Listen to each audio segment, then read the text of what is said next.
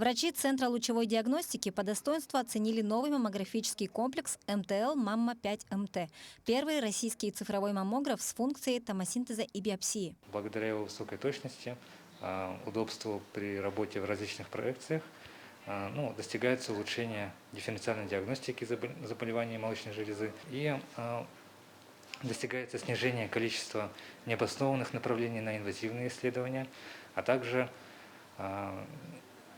ложноположительных диагнозов.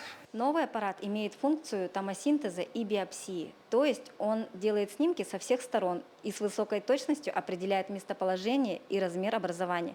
Затем он с такой же высокой точностью нацеливает биопсийную приставку на образование, и уже врач под рентген-контролем делает биопсию. То есть врачи рентген-хирургии, они уже могут делать биопсии именно на рентген-аппарате, то есть опухолевые образования, которые не видны ни пальпаторно, ни при ультразвуковой диагностике, уже могут делать именно на рентген-аппарате.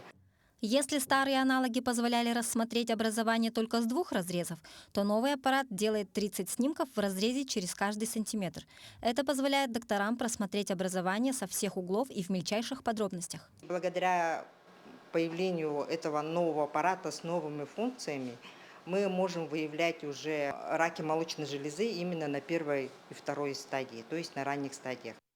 Статистика заболеваний раком молочной железы неуклонно растет. Известно, что главную роль в успешном лечении играет выявление онкологии на ранней стадии. Как отмечают специалисты, полное выздоровление при условии ранней диагностики встречается в 90% случаев. Записаться на прием к врачу и пройти обследование может каждый. Для этого нужно ввести в поисковике onkopоиск.saha.rf и зарегистрироваться. Мария Кардашевская, Григорий Хлопков, Якутск.